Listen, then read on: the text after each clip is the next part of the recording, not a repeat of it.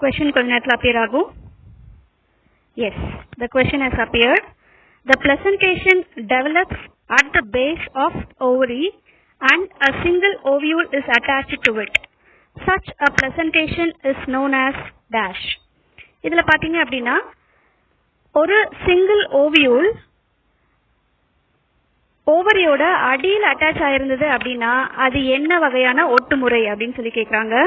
Basel பிளசன்டேஷன், அடிசூல் ஒட்டுமுறை, marginal பிளசன்டேஷன், இதில் பார்த்தீங்கன்னா விளிம்பு சூழ் ஒட்டுமுறை, அடுத்தது பெரைட்டல், பெரைட்டல் பார்த்தீங்க அப்படின்னா சுவர் சூழ் ஒட்டுமுறை, அடுத்தது ஆக்சைல் பிளசன்டேஷன் கொடுத்துருக்காங்க, அச்சு சூழ் ஒட்டுமுறை. இதில் எது ஆன்சர் அப்படின்றத நாம ஃபர்ஸ்ட் கிளிக் பண்ணணும். So the placentation develops at the base of the ovary and a single ovule is attached to it. Such a placentation is known as answer கண்டுபிடிச்சிருப்பீங்கன்னு நினைக்கிறேன்.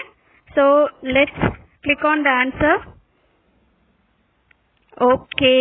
So நம்மளுக்கு answer நம்ம click பண்ணிட்டோம். Let us see what is the result. So the answer is right. அதனால நம்மளுக்கு score வந்துருச்சு. So let's go for the next question. And the second question. A single dry indehiscent fruit where pericarp is completely fused with seed coat is called. இதுல பாத்தீங்க அப்படின்னா pericarp அப்படின்ற அந்த ஃப்ரூட்டோட வால் விதை உரையோட கம்ப்ளீட்டா இணைஞ்சிருக்கிறதுக்கு என்ன வகையான ஃப்ரூட் அப்படின்றது question. A single dry indehiscent fruit where pericarp is completely fused with seed coat is called. So the question முடிச்சிட்டோம். அடுத்தது 4 ஆப்ஷன் கொடுத்திருக்காங்க. It is Cypsella, second option Siliqua, third option Caryopsis, fourth option Nut. So இதுல நம்மளுக்கு answer நம்ம click பண்ணணும். Cypsella, Siliqua, Caryopsis, Nut. இதோட answer என்ன அப்படின்றத நம்ம கிளிக் பண்ணிக்கலாம். So it is, I hope it is Caryopsis னு கெஸ் பண்ணிட்டீங்கன்னு நினைக்கிறேன்.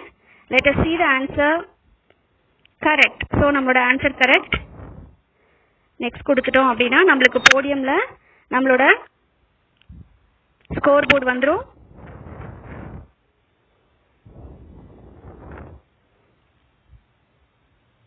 So our answers are correct and you got the scoreboard on it.